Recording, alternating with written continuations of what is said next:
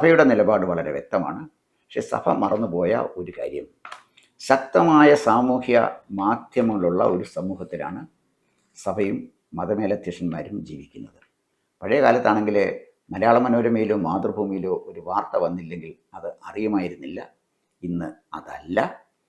ഒരുപക്ഷെ തിരുമേനിമാർ, ആദരണീയരായ തിരുമേനിമാർ വിചാരിച്ചാൽ പോലും ഈ പറഞ്ഞതുപോലെ മതനിരപേക്ഷതയുടെ വ്യക്താവായ ക്ലിമ്മിസ് തിരുമേനിയും ഈ സമൂഹത്തെ വെട്ടിമുറിക്കുന്നതിൽ വേദനിക്കുന്ന ക്ലിമ്മിസ് തിരുമേനിയും, അതുമല്ലെങ്കിൽ കേരള കോൺഗ്രസ് ഐക്യപ്പെട്ട് കാണണമെന്ന് ആഗ്രഹിക്കുന്ന, അല്ല ഒരു നല്ല സ്ഥാനത്ത് എത്തണം, അവർ മന്ത്രിമാരായിട്ട് ദീർഘകാലം ഭരിക്കണം എന്നാഗ്രഹിക്കുന്ന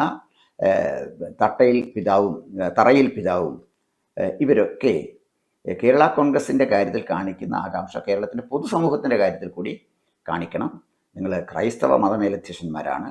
ക്രിസ്തു പറഞ്ഞത് നിന്നെപ്പോലെ നിൻ്റെ അയൽക്കാരനെ സ്നേഹിക്കാനാണ്. അതുകൊണ്ട് നിന്നെപ്പോലെ നിൻ്റെ ക്രിസ്ത്യാനിയായ അയൽക്കാരനെ സ്നേഹിക്കാൻ ശ്രമിക്കരുത്.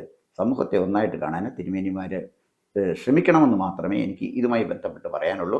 പക്ഷേ നിങ്ങളുടെ ഈ എതിർപ്പിനെയൊക്കെ അതിജീവിച്ചുകൊണ്ട് സംശയിക്കേണ്ട കാര്യമില്ല, വലിയ ഒരു ഒഴുക്ക് ക്രൈസ്തവ മതവിശ്വാസികളിൽ നിന്നും BJPയിലേക്ക് പോകുന്നുണ്ട്. അത് തടയാൻ നമ്മുടെ മതമേലധ്യക്ഷന്മാർക്ക് കഴിയും എന്ന് ഒരു രാഷ്ട്രീയ നിരീക്ഷകൻ എന്നുള്ള നിലയിൽ എനിക്ക് തോന്നുന്നില്ല.